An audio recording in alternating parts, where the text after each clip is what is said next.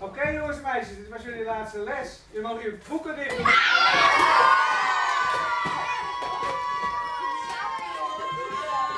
De laatste lessen van het schooljaar zitten erop op het CSG Liutger in Burgum. De leerling lutsen nog één keer de rechters door het schouder en stapten het schoolplein op. Maar voordat ze naar huis gingen, wie het nog tijd voor een feestje.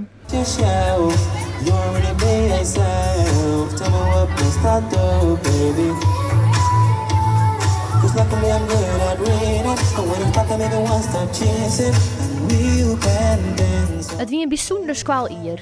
De leerlingen gingen voor een part van het jaar online lessen.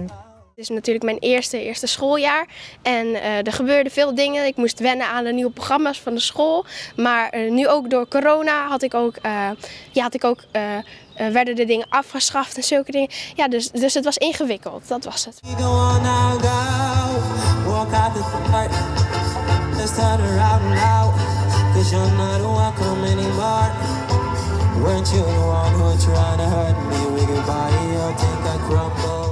Ook voor de docenten wie het lesjaan in coronatijd een uitdaging. Ik ben hier zelf dit jaar komen werken en je bouwt veel minder snel een band op met de leerlingen.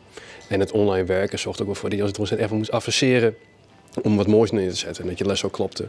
En om de leerling bij je les te betrekken, dat was ook wel pittig. En dat je ook zag dat zelfs de leerlingen die eigenlijk, vaak zeggen ik heb helemaal geen zin in school, vind het helemaal niet leuk. Het toch heel erg van genoten om iedereen weer te zien en weer met de docenten in het klaslokaal te zitten. De band binnen botta onder vrije weken. Maar toch zorgen ze ekkel uit naar Takomier. Ik ga er wel zin in. Ja, ik zeker weten. Ja. Ik hoop dat dan weer alles een beetje normaal is en dat het weer heel gezellig is. Ja, hoop ik ook. Maar nou eerst die het van vakantie. Daniën weet in elk geval al wat hij bij Dijn hadden zal. Dit jaar ga ik gewoon lekker naar pretparken toe en alles. Gewoon, we hebben ook een nieuw hondje gekregen, Kenzie heet ze, superleuk. En dus daar gaan we natuurlijk heel veel tijd mee besteden, lekker in de tuin. En volgend jaar gaan we dan wel weer andere grote dingen, dus bijvoorbeeld naar een camping toe.